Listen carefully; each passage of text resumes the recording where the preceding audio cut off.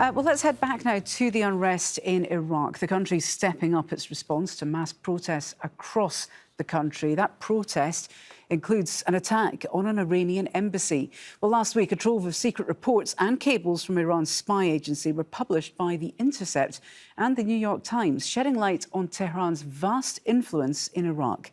According to the documents, Iran used the US withdrawal in 2011 to expand its influence and surveillance operations, adding top Iraqi government politicians, military and security officials to their payroll, both in Baghdad and the semi-autonomous Kurdish region of northern Iraq. They have routinely reported back to Tehran about conversations with American diplomats. The documents also show how Iran has protected and paid former CIA informants in Iraq who've kept tabs on US activists there. Well, let's speak now with Mahjoob Zweiri. He's director of the Gulf Studies Centre at Qatar University and joins us live from Doha. Good to have you with us on the programme.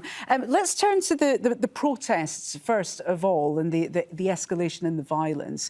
Why do you think an Iranian embassy was attacked when the protesters have been clear in their demands about wanting a change in government in Iraq itself? In the past few weeks, there is no doubt that there was a process of rebirth in Iraq, and that process basically talking about a new national identity, cross sects, cross ethnicities, across tribes, all of these things. So what happened now in Iraq is an evidence that people, they are fed up of the outsider interventions. And I think they also see that how much this outside intervention has corrupted the political atmosphere more and more, and it creates a political elite which is more corrupted, more related its interest to the outsiders rather than to the interest of the people. And this kind of level of anger increased rapidly in the last few years with the expansion of corruption and poverty and the need and the lack of infrastructure and the services which the government unfortunately have failed to deliver to its own people. But in terms of an Iranian embassy being attacked, who are the protesters more angry at? Are they angry at their government or are they angry at Iran?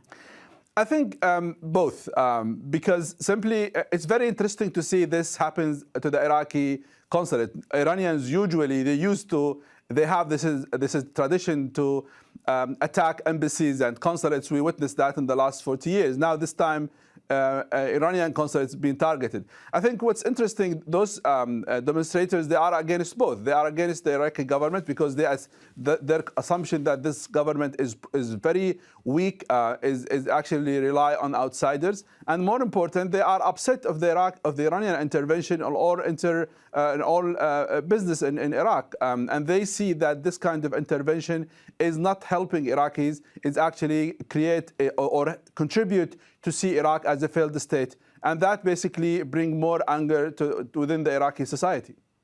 If we turn to these leaked cables for just a moment, I mean, there are some startling revelations in there, and it does imply that Iran is playing a big hand in the running of Iraq.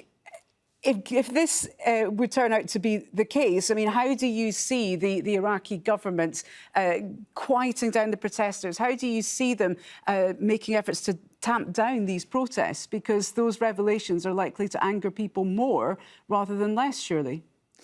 In April 2003, I wrote an article. I said in that article that there is a political security vacuum in Iraq, and the only regional power can fill it is Iran. And that's kind of prediction proved to be right, simply because the United States was not showing interest to a lot of elements in Iraq. They are interested just to see Saddam Hussein disappeared, and they wanted to control oil, but they have no interest to look at other social political aspects within Iraq.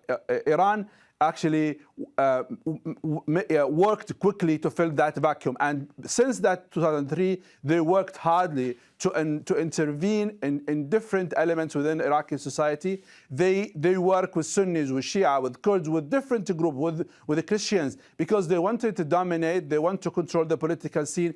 In a very short sentence, they want Iraq to be weak, but also they want to see a state in Iraq, but weak and can be managed. And that's what happened, basically.